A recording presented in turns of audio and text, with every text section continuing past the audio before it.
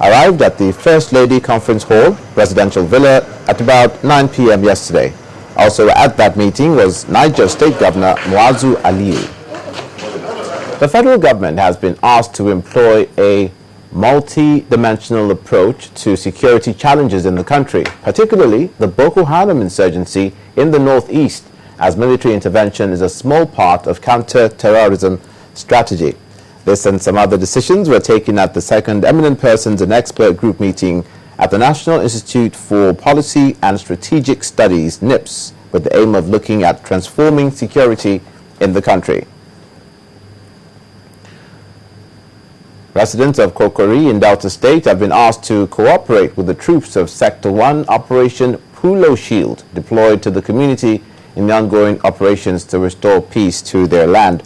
The commander, Lieutenant Colonel Ifeanyi Otu, made the appeal during a tour of the community that has since been turned into a ghost town.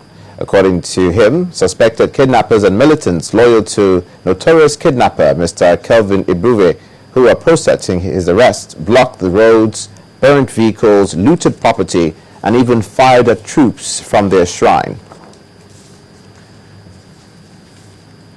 On the foreign scene, Thailand's Prime Minister Yingluck Shinawatra has succumbed to the pressure from protesters.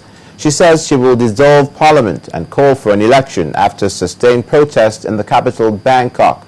The move followed the resignation of all opposition members of parliament on Sunday and a planned march on the Government House today. She won the elections back in 2011.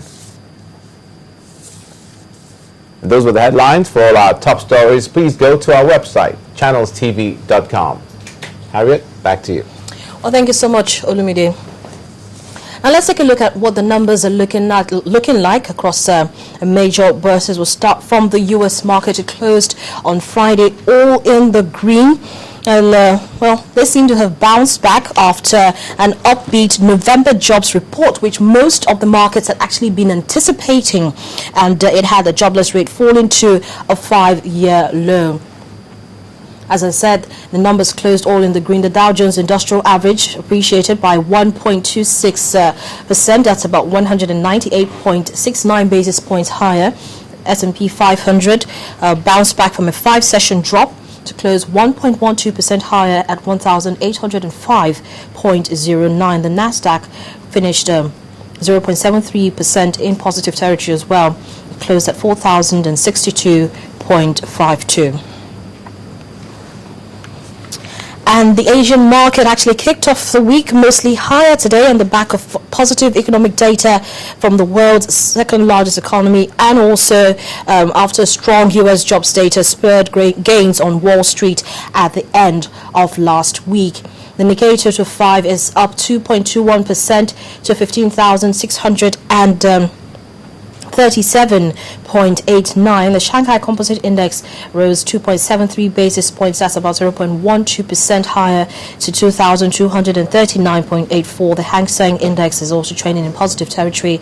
It's up 108.43 basis points to 23,851. We're taking a cue from those two major bourses. The European markets actually opened on a bright note today, although mixed. We have the CAC trending in negative territory. It's down about 0.10%. But notwithstanding that, FTSE 100 in early trade is up by a marginal 0.9%. That's about 0.1% approximately to 6,555.76. Germany's DAX is up 0.53% to 9,220.95. Well, we wonder how the markets will close like today, considering that the November jobs data actually hit most of those major markets last week Friday. So I'm guessing that investors' appetite will either continue to be improved, or they may just maintain a sitting on the fence approach. Whichever way it turns out, we'll bring you those numbers as soon as we get them. But Business Morning returns in just a moment.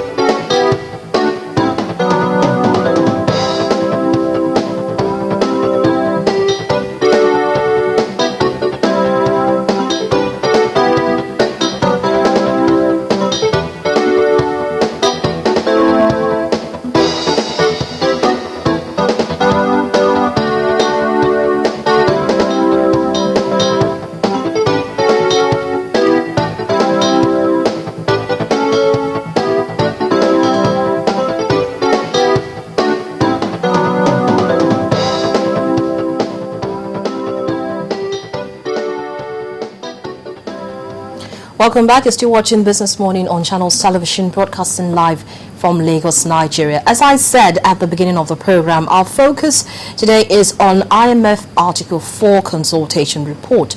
Now, the IMF says the Nigerian economy at 6.8% performed strongly this year and is expected to grow by about 7% next year. Now, the IMF mission met with the coordinating Minister of the Economy and Minister for Finance, Dr. Ngozi Okonjo-Iweala, the Governor of the Central Bank of Nigeria, Sanusi Lamido Sanusi, senior government officials, members of the legislature, and some representatives of the private sector in November, with a verdict that Nigeria's economy did very well during the year. More importantly, the IMF applauded the current monetary policy stance of the central bank and advised that it should remain geared towards sustaining low inflation and a stable financial system. Well, I'm being joined now on the program by the Director of Corporate Communications of the Central Bank of Nigeria, Mr. Ugo Okorafor. Mr. Okorafor actually joins us live from our Abuja studios. Good morning, and thank you so much for joining us. Thank you so much. A pleasure to be here. Well, let's just start with looking at that report. The IMF mission affirmed that the Nigerian economy has continued to perform strongly for this year, alluding to GDP growth and inflation. Now, are these indicators sufficient to return this kind of verdict? Is the economy all about the GDP and inflation? Well, okay. It's nice to hear good things from the IMF. It's very nice. And we're happy about that. But more importantly, I think Nigerians should look inwards and see the changes that are taking place. And it is those changes actually that are reflected in the numbers, the macro indicators that the IMF saw. But beyond just figures, there are changes, fundamental changes that are taking place. One, as you can see, is the clear, close collaboration between the two authorities, the fiscal authorities, the fiscal authority and the monetary authority. Of course, the monetary authority is the Central Bank of Nigeria. I speak more for the monetary authority, that's the central bank, and the things that we have put in place are manifesting themselves. One is the fact that monetary policy has finally become something that actually drives the economy. The decisions that we take at the monetary policy, this is something that we started quite a while back and is becoming far more effective, exactly where we want it to be. Now, when we change rates and we announce those decisions, they actually indicate, they serve as some kind of guidance for the rest of the economy. And that's what monetary policy decisions are supposed to be. Right now, the process of taking those decisions is so clear that after each monetary policy committee meeting, we announce what has been decided in terms of maybe the new rates, the reserve ratios, and all these things are clear, but they're published for everybody to see.